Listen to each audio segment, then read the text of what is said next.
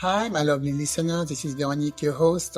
So before I introduce you to the next guest, I want to make a little announcement. Some of you already know I'm a sound healer now, and I have a new path in my life, and this is fantastic. I love it, and I really want to share my gift with you. So if you're interested about having a sound bath, or if you want to know about sound bath, I do virtual sound bath because I know a lot of you are listening from abroad. So we can do Zoom, we can do YouTube. So if you're looking to relax, realign, and inner peace, offer virtual one-on-one sound healing sessions and online group sound bath designed to help you release stress and restore balance, and using the pure tones of crystal singing bowls and guided meditation. Each session is a deeply calming experience from the comfort of your own space. So if you're ready to shift your energy and raise your vibration, visit my website, harmoniousechoes.com, to book your session today.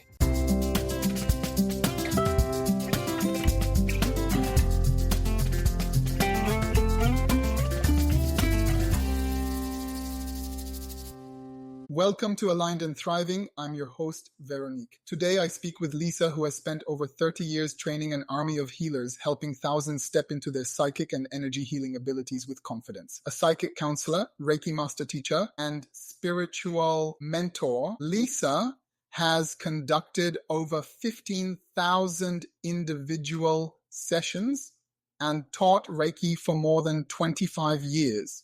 But beyond the techniques, Lisa is passionate about something deeper, the connection between energy work and emotional resilience. In a world where people are overwhelmed and disconnected, she offers grounded, practical tools to help them heal, grow, and trust their inner wisdom. Let's hear it from Lisa. She's also the author of The Art of Psychic Reiki and the award-winning Energy Healing for Empaths, and hosts her own show where she brings warmth, insight, and a down-to-earth approach to spiritual growth. Hi, Lisa. Good morning. How are you today? I'm very good, Veronique. Thank you so much for having me on your podcast. Yeah, I'm so happy. I'm so excited. I'm a fellow podcaster and a psychic, so we're going to have a great conversation today. So, how did you discover you are a psychic? I heard, I'm talking with a lot of psychic. One of my best friends is a psychic. And she said that all of us are psychic, but not all of us are awakened. So what happened to you? How did you first start? What age? I really think I was born that way. So Okay. I was born that my very, very first memories are being psychic. And I think it happened honestly because I had a twin brother that died in utero. And when you like twinsies are connected like mentally, like we have a telepathic connection, and he died before we were born, and that my connection with him stayed even though he wasn't here. So I think that I was born psychic, and that my feeling on this is that it was to give me the gift that I have, that I had to go through that experience to give me the psychic gift. And that I knew, so I was literally, my very first memory ever is of like lying in my crib and seeing all these beings of light surrounding me, and then blowing kisses, and they were all glowing. And then my mother opened the door and walked into the room, and they all disappeared. So I feel like I was just born into that world. And I do totally agree with your friend that we all have psychic abilities and we can awaken them. Sometimes we have sudden something happens in our life that sort of suddenly awakens us, but we can also work on it. It's like a muscle that we can, if we decide we want to strengthen it, we can. Yeah. Yeah. So in your crib. So how old were you? Were you a baby or were you like a toddler? I was a baby. I mean, it was my very first memory. It's so weird to even remember that, but I do. Yeah. Yeah. So I don't remember having a time where I wasn't having psychic experiences. Okay. So how do you think people can work on it and start to develop, their psychic gift? We all have one, but how should we start if we want to develop it? I think there's a really good exercise that I love that I recommend everybody starts with. It's about getting a psychic journal going. I actually think it's such a great idea that I published a psychic journal called the Psychic Awakening Journal.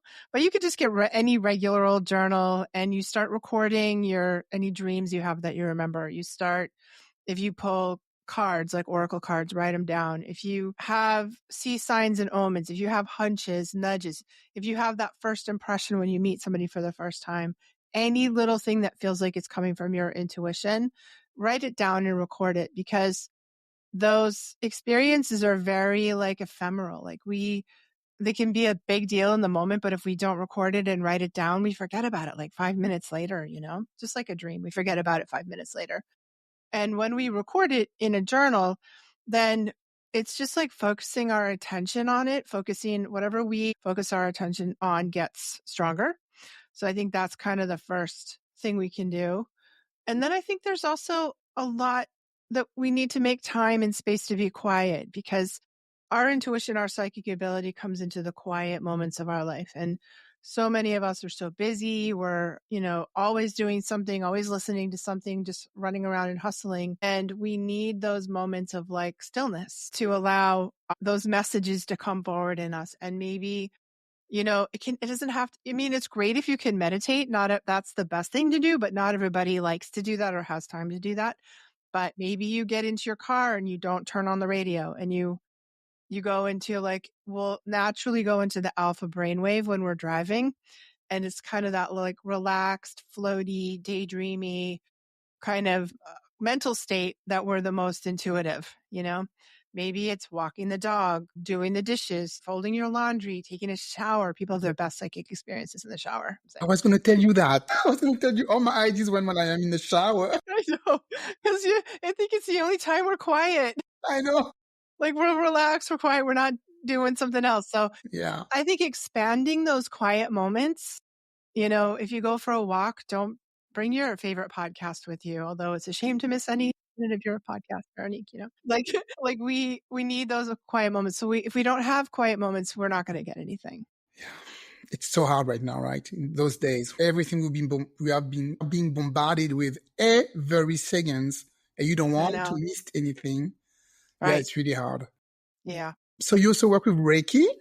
Yes. I talk a lot about Reiki in my podcast. One of my last guests, she explained a little bit what Reiki was. How do you work with with psychic gift and healing energy? How do you include Reiki in this? Well, my very first book was called The Art of Psychic Reiki, and came out in 2018. And for many, many years, I've been teaching Reiki for 26 years now. And I was teaching Reiki and psychic development sort of at the same time. And I noticed that people would take my Reiki classes, they would take my psychic development classes, and they just really fit together really well, because when we do Reiki, it often opens us to our psychic ability. I always say it's Reiki, yoga, and meditation are the three gateways that when we do them, we open to a larger spiritual world. We open to our own intuitive and psychic abilities. So, and there's something about the attunement process in Reiki that when you get attuned to Reiki, when you're studying and you get attuned, it pops open your psychic ability. So I had the student come to me, or one of my Reiki students, and she's like, yeah, I got Reiki like 5 years ago. And all of a sudden there were like dead people walking through my room. It like opened a portal to my psychic abilities. And she told me she asked her Reiki teacher what to do about it. And her Reiki teacher was like, basically told her to knock that off. Like, I don't know, like that's not part of Reiki. Quit doing that. Stop doing that. I don't want to talk about it. That stuff freaks me out. Like, stop, Yeah. And she was like, oh my God, I just stopped doing Reiki because no Reiki teacher could answer my question about what do I do about this. And she's like, and then I found you, because I was already working as a psychic since I was 19 years old, and then teaching Reiki on top of that. So to me, they just go together really naturally. And it makes perfect sense if you're studying Reiki and you want to be a healer to open your intuitive gifts and your psychic gifts, to be able to include those in the toolkit that you have as a healer. So to me, it makes perfect sense. And I just think when we walk down this sort of any spiritual pathway, we tend to open up our gifts if whatever we have starts to open. So you help people, you're healing them, people who are stuck in life, who are a lot of empath also, because they're taking a lot on. Yep. So what would you say to somebody? So who is your customer, I would say? Who comes to you for help? Mostly psychics, healers, and empaths, people who find themselves in the middle of a psychic opening, who wake up one day and they're like, we were just saying their psychic senses are on, or they're wanting to develop that. Those are mostly my students. And as far as my clients go, I think it's people who are undergoing a spiritual awakening, or sometimes people who are in crisis, people who feel really stuck, like they don't know what to do to move forward. And that's where talking to a psychic can be really helpful. I think the number one question I get is from people who want to know what their life purpose is. Yes. It drives people nuts not to know what their life purpose is. We all know we're here for something. We all know we came here to contribute, and our life is meant to be meaningful, purposeful. And when people feel like, they feel stuck, they're spinning their wheels, and they don't know what their purpose is, drives them crazy. That's the question I probably get the most frequent. Yeah. I think I just found mine. I'm in my 50s and I've been working corporate for 30 years, for a long time. And recently I just started a training as a sound healer. Wow. I don't know where Beautiful. I'm like, I think that's what I'm supposed to do. I And love that. the best decision I never, taking in my life. It's That's so cool. Are you doing life crystal changing. bowls or tuning Crystal forks? balls. Yeah. Crystal bowls, Crystal amazing. balls. Yeah. So I worked in an energy medicine school with my friend Reese Thomas for 15 years. We trained healers, and he's an incredible sound healer, and he uses crystal bowls. So every time we were in class, he would play the bowls. We would do an hour of crystal bowls, and it just opened everyone's energy fields. It opened everyone's everything. It was so I'm such a fan, especially of the crystal bowls. So good for you. Thank you. Yeah, it's so powerful. And it's because I was talking with one of my guests and something happened when we were talking, and I just went that road, and I love it. Don't look back. Yeah, great. So talking about energy and Reiki and empath, you mentioned something that I never heard before. I think I know what it is, but I never heard that term before. Sorry, energy vampires. What is that? Is that people who take? Yeah, people who take. Yeah, energy vampires. And they're just certain people in life, whether they're just wired that way, or maybe they've fallen on hard times. Like I think any of us can become an energy vampire if we're really needy, if we're having a bad day, like if we're in a bad time of our life, we just are super needy. But energy vampires don't know how to fill themselves with their own energies. They want to take what you have, and you have beautiful energy, and you've got a great heart, and I'm just gonna hook into you and like drain you. And that can be like, that friend that gets on the phone with you and they talk for an hour straight about their problems, and they complain, and they never take your advice. They don't really seem like they want to change anything. They're just addicted to the trauma. And then they're like, an hour later, they're like, oh, I'm so out of time now. I'd love to hear about you, but I gotta go. And then you feel like taking a nap afterwards because you're so exhausted. Oh my God. Did you just read my life? Because that was my life like 15 years ago. And thank God I did a lot of work, on myself, and they all disappeared at the same time. That's all of good. them. They all disappeared at the same time. But I had that friend who called me for an hour, and when I hung up the phone, I already talked about that in previous podcast. I was so drained, I had to take a nap. I was so tired. But at that time, I wasn't spiritually really like awake or anything. I didn't do anything. But if I have known, oh my God, yeah. That's what we need to do, like that. We need tools to...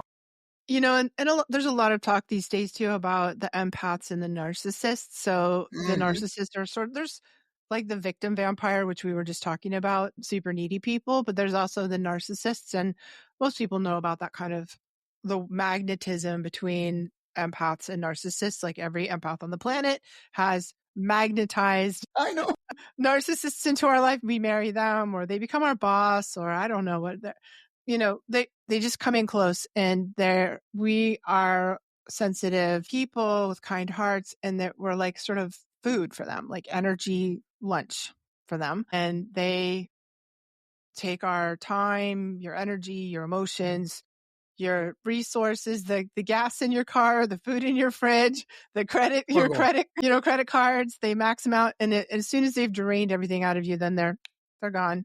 I know. They're on to the next one. So that's kind of like the predatory energy vampire, or what we know as narcissists. And then the other kind of energy vampire we have to worry about are the really sensitive empaths types who, I always want to hold everybody's hands before I say this, can become energy vampires themselves. Like if you're an empath Mm. and you're sensitive and you let other people drain you to the point where you have no energy left whatsoever and you're a total burnout, you may become an energy vampire. So we have to be very careful. Empaths are, really susceptible to that if we don't take responsibility for our energy and if we don't set boundaries and say no and come out of our codependent relationships where in our chronic overgiving, we can be really in danger of becoming energy vampires ourselves. And I don't know about you, but in my family or even my husband, people told me, don't you see this person is taking your energy? Don't you see blah, blah, blah? Don't you see this person is taking too much of your time? But you don't listen to them. You're like, no, Right. she needs me. I'm their friends. What are they going to do without me? It takes a long time to get rid of the brainwash, right? I don't know if it Yeah. happened to you, if people told you that person alone, she has to deal with her own demons, or you cannot, after a while, you cannot help them, right? And they don't, like Right. you said, they don't listen to you anyway. No, They don't they listen to really advice don't. anyway. It's a really So, deep old pattern. I feel like we get it from our childhoods, and it's basically that pattern of codependency. Like we really love, and we love to help. We love to give.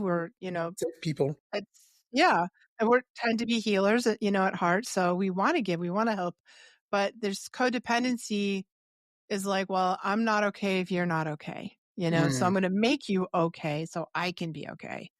that's true. And it's very hard to like break that dynamic. And we have to really do that and then set better boundaries. We have to be able to say no. If you start saying no a lot in your life and you're not, and your people are not used to that, they're going to get really mad. They get Oh, really yeah. mad. They throw a fit. Then who's ever still around you is probably your real people. You know, you clear out the vampires when you start saying no. And so you like working with souls. So what do you mean by that? You like to connect with some people's souls. What do you mean by that? Yeah, it's sort of the way that I do psychic work. So I call myself a soul reader and looking at like every psychic works in a different way. And I think my specialty as a psychic is to look at who you are at the level of your soul. And that's the part of you that is never changes. It's the part of you, the essential nature of you that no matter what incarnation or lifetime you're in, it's that you part. And to look at that piece, I'm like, we might look at your past lives. We might look at what your life purpose is, what you're meant to do here, what the themes of your past lives are, what your soul contracts are with the people in your life, what is coming in your future, what your soul is meant to express itself here. So to me, the soul is like the most essential nature. It's like the higher self, right? The most essential nature of you. And I think that's the most fascinating part of people. And when I do readings for people, that's what I'm tuning into.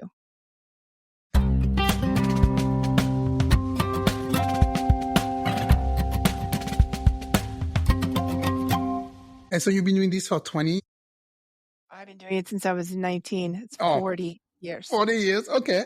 I know. Wow. Isn't Yeah, that so you're nuts? pro. So Yeah.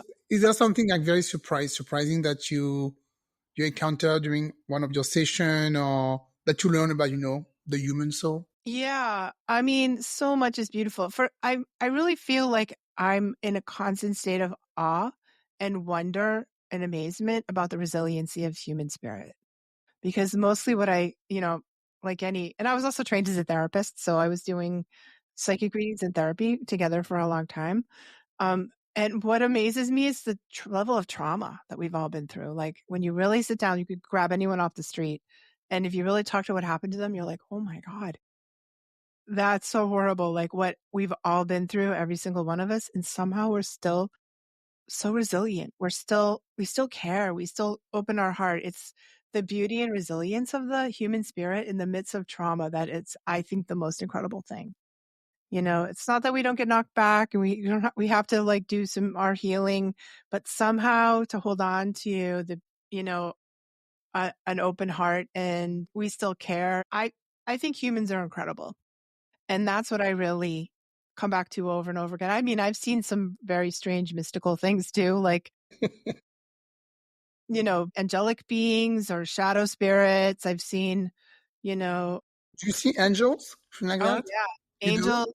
I've seen shadow spirits. I've seen somebody came into my office and they were like, I think I'm cursed. And I'm like, I don't believe that. And Yeah. when I really looked at it, I was like, oh my God, you are. Like, Really?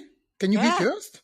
you Okay. can be cursed. It happens all the time. And I'm also totally shocked how common black magic is. I see people under the influence of black magic quite frequently, which I never believed in until I saw it like 100 I don't times. believe in it. I don't believe you can be cursed unless you believe in it yourself and you let it happen to you. You know what I mean?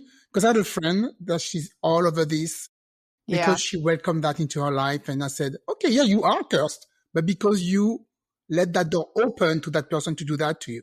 it's totally true. So, I think it's a two-way street. But also, if you think about it this way, if we heal, like if we send healing energy, we can also sort of reverse the flow and send negative energy. We send mhm. negative energy to people all the time. Like, you know, we curse people when we're in a traffic accident, or you're cursing your ex-mother-in-law. You're like, "Ah," and that negative energy that we send out impacts people. It That's why you really have to does. protect yourself as a healer, right? Yes. How do you protect yourself? Do you protect yourself every day after a Every reading? day. You have to Every get rid day of when that I wake up bad. in the morning, every day Yeah. before I work, and I like the white bubble, like putting myself in an energetic bubble, having a good energetic boundary, Hmm. and I call on my spirit guides to help protect me too, the angels that I work with, and other guides protect me. But I think it's really a lot about having boundaries, and just like you said, if you let it in, it's a big problem. So, we have to make sure that we don't have an opening for that. And I teach psychic self-defense, and I studied martial arts for a long time. You did everything. Mostly because I just wanted to be a Jedi Knight when I was little. Yeah. I took martial arts classes, and and my sense of psychic self defense is a lot about, like, you know street smarts, just being street smarts. If we have our wits about us and we have a good boundary, we don't have to worry so much Okay. about. But people Yeah. do, like, they get themselves into trouble. Like, don't do what you see on the paranormal TV shows. Don't play with the Ouija board. Don't take the Ouija I board into know the abandoned mental hospital on Halloween, and don't do that and then smoke a lot of weed. Don't do that. Don't do any of those things. that And if you we do those things, don't call me, because it's, I don't it's, wanna. too, it's No. too late. The Ouija board, I was talking about it with another guest a few weeks ago. And I was telling him, oh my God, when I was like 14, we were playing with that every day, my friends. And that thing was moving. We were like using like a glass. And that thing was moving. And I thought somebody was pushing it. And the guest was telling me, oh no, nobody was pushing Yeah, I know. We that all glass. He said, did. you We opened all did portal. that. We were all at, like, junior high school sleepovers in our friends' basements playing with the Ouija board. He's I like, mean, that don't play with this. I know. I did it too, but it is really actually quite dangerous, so I don't recommend it. Yeah, no, but I'm happy, because at that age you're so ignorant. So I hope nothing bad happened, right? Yeah. So for people who don't know anything about psychic reading or anything like that, before, like a long time ago, I didn't know. Now I know. And when I get a reading, we talk a lot about our past life and how that can influence your current life. Yeah. So what do you do what do you tell, the person you're talking to about the past life that can influence their current life? Do you like help them, get rid of anything that still doesn't serve them anymore? Yeah, I think that's the purpose. And the really, I mean, it's always fascinating, but I think the most useful way to do past life readings, or the reason to do it, is when there's something from a past life that's still influencing you. Like, just the other day I did a reading for this woman who was having a lot of difficulty in her relationship with her brother. She's like, I just don't know. It's just the weirdest relationship. It's kind of unhealthy. I don't know. He's a grown man and I don't know how to let go of him, and he's messing up his life, and I always want to save him. And I could just feel that there was a past life there. And when I looked at it, I could tell that she had been his mother in a past life, There you go. and that he had died. And she felt like extreme guilt that he died. He like drowned when she was supposed to be watching him. It's horrible. She just felt this incredible guilt, and like she had to save him. She had to rescue him. And this is it, it was impacting her in this lifetime, even though it happened in another lifetime. And when we talked about it, kind of like brings it fully into our consciousness. It kind of breaks the energetic connection. It allows the emotions to start to heal. And then she could begin, because she could understand what was going on and why she felt the way she did, she could begin to make other choices. Like, well, I'm just going to let him he's a grown man. I'm going to let him deal with Yeah. his own issues, and I'm not going to save him and rescue him every single time he gets into trouble. I'm going to let him figure it out. And so she was able to begin to heal from that past life and kind of let herself off the hook, because she could never understand why she always felt guilty about his pain and suffering, or why she always felt responsible. So just sometimes knowing the past life can begin to break up the energy that was stuck. It can help us process our feelings, and then it can impact us greatly in the life that we're having now, which is really the point. Yeah, it's very important. Past Yeah. life, and also when I got reading, the psychic tell me about the influence from other, people in my life who are already passed away, for instance, or like they still influence, they're still in my aura or something like that. And she's like, we don't need them. Bye bye. You don't need them. Yeah. Let's tell them goodbye. Thank you very much. Going to be influenced by other spiritual being. So that can be a block. Is there any block that you know that like common like soul level block? What would that be if somebody Yeah, comes I to think you? it's when we form cords with people, energetic cords. And that's what energy healers call them, but we see them as sort of connecting, like strings of connectivity between people. But when you really love somebody, those cords are made out of light and they're not a problem. But when we have painful or dysfunctional relationships with people, or we end relationships with people, we need to clear them out, because they'll continue to impact us even when the relationship is over. And that's when, like, you can't stop forgetting about your ex. Like, you broke up years ago, but you still think about them. You still dream about them. Like, and maybe you're sending each other energy through this energetic cord.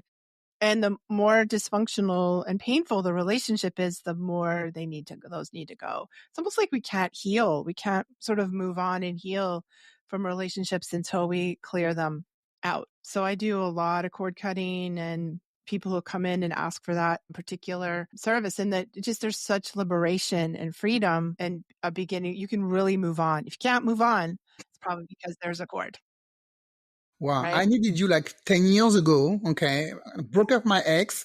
I thought for me we already moved on, met my husband, and I was still dreaming about him, and I was just waking up angry. I'm like, why did I dream about that man? I'm not with him anymore, and I think I moved on. So maybe there was a little cord still Yeah, there, right. but I think I work on it, and now thank God I don't dream about him. I don't think about him at all. But yeah, makes sense now. Yep, that's why. And I saw something on your website that made me laugh. You said that every day is Christmas at work, at the office.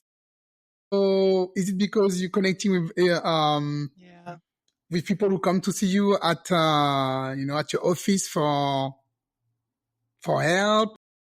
What do you prefer? When what do you know? What excite you the most in connecting with someone's soul? Well, I feel like and I do say it is like Christmas morning to unwrap somebody, like to really look in at who they Yeah. are as a soul. We're all incredibly beautiful as souls. And to me, there's this sort of reverence, honor, beauty, and joy that I feel like I'm unwrapping a beautiful present, when I look at your soul and anybody's soul. And so that's what I meant when I said that. I think what I really like, and I do still love to do private sessions. I don't do them so often anymore because mostly I'm teaching and writing.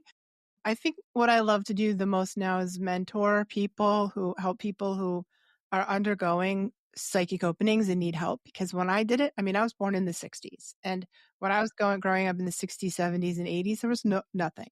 There was no help. I couldn't talk about it. There were no books in the library, no psychics on TV, no internet. Think about it, no podcasts, nothing, zero. Just like you be quiet is, shh, right? Don't talk about it. Or they think you're And going to that be was crazy also, right? yeah, they're gonna put you in a mental hospital if you talk to Exactly. angels and see dead Uncle Fred, right? So, I had to be quiet. It was really hard, and I feel really strongly, if I can help other people go through that in a more graceful way than I did, that's what really motivates me. That's why I write the books that I wish I could have found in the library. I teach the classes that I wanted that I couldn't get. I became the mentor that I was looking for, that was so hard to find. So I think that's to me the most exciting part of my work right now.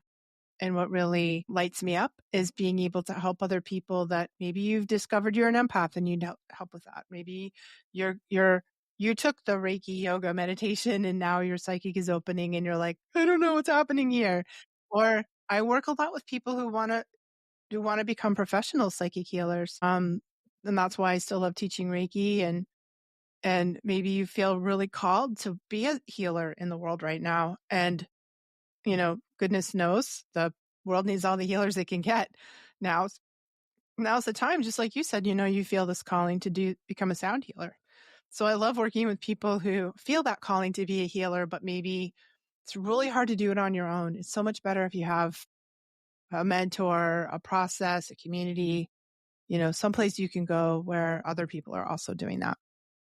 Is it when you help them to live like a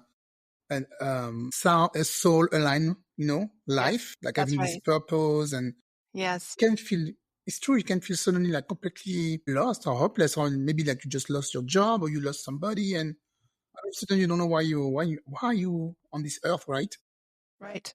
Or maybe you're in a job, but it doesn't resonate for you. Like, work with a lot of people who feel that calling to be a healer and then sort of leave their soul crushing job to do something more interesting or do something that they really feel called to do. And I think it's so much better if we have support in that process. And you're surrounded, by a good community Mm-hmm. who Yeah. can give you good advice and help you Yeah. And navigate so all you of don't that. have to hide what you're going through, and especially with the psychic stuff, because it's so much better now than it was when I was growing up. But even now you can live places where you can't talk about it, or you don't know who. It's okay to say, I think I saw a ghost standing at the foot of my bed, or I think I have an angel that's hanging around with me all the time. Maybe you're around people that think that's cool. Maybe you're around people that still want to throw rocks at you and drag you to the church and throw holy water on you. Not everybody lives in a place where you can talk about it even today. And for people who are curious but they're still skeptical, about this, the soul work, what Yeah. would you invite them, to explore and to have an open mind? What would you Yeah. I tell mean, I them? always, I always say I respect skeptics. And Yeah, yeah. I am a bit of a skeptical person myself. I try to have an open mind. I don't really believe things until they happen to me, till I have my own direct experience. Then I'm like, okay, that's real. But I'm always questioning things. So I just think it's okay to be skeptical. It just means you're smart and you're thinking for yourself. And if you want to change that, then session with a reputable psychic or reputable medium. Mediums are psychics who specialize in talking to dead people. Enter into that world in a safe way through somebody that has a good reputation and that is respected in your community. That's the way to do it. Don't start playing around with the dangerous side of the Yeah. paranormal, because it can be really dangerous. Yeah. Don't invite, something in your life that you don't want, because That's right. that could be dangerous. When they get curious, they turn to the paranormal and they do like Mhm. ghost investigations, which I've done plenty of that in my life. And a lot of the things that we see people doing on TV are really dangerous. Oh, And yeah? they're fine. They're okay if you know what you're doing, if you're an expert. But if you just do it without knowing anything, I always say it's a bit like, well, I don't really believe in sharks, so I'm gonna chum the water and then jump in to see if sharks are for real. Can you give me an example? Because I don't watch those kind of shows. What did you see? Like one show you saw, you're like, oh no, please don't do that. That's Yeah. dangerous. Yeah, people, do something called provocation, which is like a technique where you call out the spirit. Right. You make them mad on purpose, and you're trying to stir them up so that they'll get sort of violent, or and sometimes EVP, like the electronic voice phenomenon, people use a tape recorder or Yeah. digital recorder, and you ask a question, you get a response. Now they have apps you can use on your phone. No, thank you. Yeah, I know. And I mean, what happens when you do that is you just attract every spirit in like a 10-mile radius who's lost and wants to like get attention. And Yeah. it's a little bit like ringing the dinner bell, and you never know who's going to show up. Yeah. Okay. So please, people, don't do that. Okay. Don't play with Or this. if you're going to do it, just do it mindfully, get some training. Don't do it by yourself. Do it, get training from a reputable group. I'm not saying don't do it. I'm just saying be careful and don't do it by yourself when you have no idea what you're doing. Alone in your house Alone in your house, in the alone in the dark neighborhood graveyard. Don't do that. on You know? Halloween night. Yeah. Okay. So what kind of program do you offer? Because I saw that you had some Yeah, programs I have a for lot. So people. I teach psychic Reiki, Okay. which is my blend of Reiki plus psychic development. And I have all kinds of psychic development programs from beginner to intermediate to pro level, and even like so pro, like you want to quit your day job and become a professional psychic. So that's what I have right now available. So all And kinds of Reiki and psychic development. the Reiki that you offer, that you train people on, is it the Reiki to help like on the soul level, or is it also on the physical? Because I heard that Reiki can heal your soul physically. Yeah, Reiki really works on every level of our being. So it works physically, mentally, emotionally, spiritually. And when you first start Reiki level 1, most of the practice is self-healing practice, which I think is so beautiful because we all need a way to heal ourselves, right? And so you work a lot on giving Reiki to yourself. I think that's amazing. And then the other levels are taking it more to working on other people. But yeah, and the way that I do it is I blend in psychic development. So I blend in a lot of energy hygiene, energy management, how, especially if you're an empath or a sensitive and you start doing Reiki, you really want to know how to protect yourself, how to guard your energy, and how to manage your energy. So I blend it in with that, and also how to use your intuition, how to open your intuition, how to open up to your team of spirit guides and invite them in so that you can and a lot of people who are really psychic and take Reiki find they're like, I was just doing a Reiki session and this lady's dead granny came in and I didn't know what to do, you know? So that can Um, happen. That can happen, or your angels, somebody's angels show up, or who knows? So I think like the training that I have sort of teaches us how to use those things so we can help other people. I have a question. When you say, those angels shows up, or you see, dead people or whatever, is it something you see clearly, your eyes open, or is it when you're in deep meditation? For people who don't understand that. Yeah, I mean, it's very rare that I see things with my physical eyes. So, although when I was a child, I did, it's more seeing things with your inner eye. So, our psychic senses are more like it's like the voice in your head. You think it's your voice, but it's not your voice. Or Okay. you're seeing it inside your mental eye, your mind's eye, like a little picture. Like I see it like a little movie playing inside my head. I rarely would actually see it like with my eyes open because that's freaky. I don't like that. I know, that's why every time you were talking about all those stories, I'm like, no, no. I don't like that either, Veronique. I've been this way my whole life. So I see it with my mental eye, my inner eye, my Okay. psychic eye. So, or we have a knowing, so you might feel it in your body. You might just know, you don't know why you just know, or you sense it, you feel it, you hear it. You might smell it or taste it or know it. Like there's so many channels psychic information comes through. We call those the clairs, the psychic senses. So we can be open to all of that and then see how we're perceiving. I like the word perceiving better than seeing. So how you perceive there's an angel in the room. Or even someone said granny, there's no reason to be scared. Usually they're showing up because they're helpful. It's like they're in heaven and they're visiting and they're bringing love and support and help. It's not like a horror movie that, you have to, they're coming to get you. It's not like that. They're here to help you. Yeah, because the psychic I talked to, she said it's like she sees pictures, like you Yeah. said, she sees pictures Yeah. It's more of like a stuff. movie for me. Okay. Yeah. So let's talk about your last book. Yeah. So what's the title? What is it about? It's called Awakening Your Psychic Ability. It's basically what we've been talking about this whole time. Like, how psychic ability is like any ability, like athletic ability, musical ability. And that means we all have it. Everyone has some athletic ability, some musical ability, some psychic ability. But with musical ability and athletic ability, we don't look at professional musicians and athletes and think they never trained it. We know they worked hard to get it. They worked hard and they practice. And that's what this book is about. It's helping you develop the muscle and do all the practices so that you can maximize your psychic ability, whatever that is.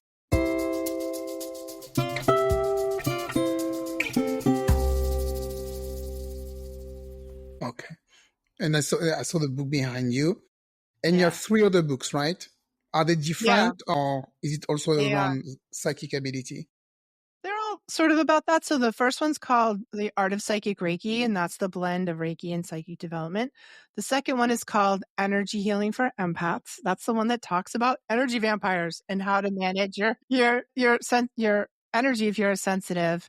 And then there's Awakening Your Psychic Abilities. And that has a companion book, the journal, the Psychic Awakening Journal, that's more like a workbook or an exercise book to help you do the practices that will help you open to your psychic ability.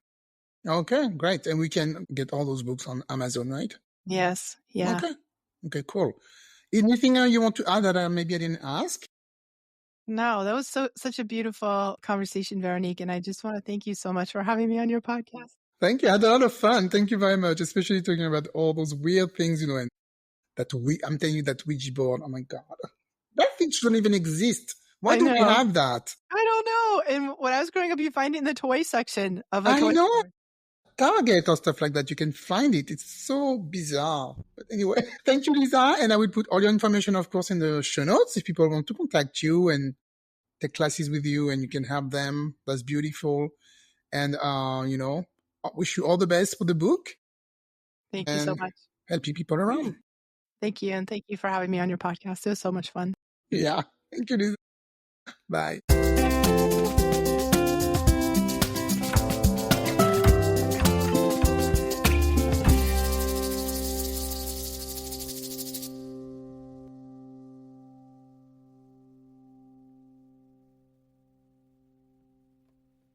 Hi, my lovely listeners. Thank you so much for listening to my last episode. I really appreciate it. Some of you already know I'm a sound healer now, and I have a new path in my life, and this is fantastic. I love it, and I really want to share my gift with you.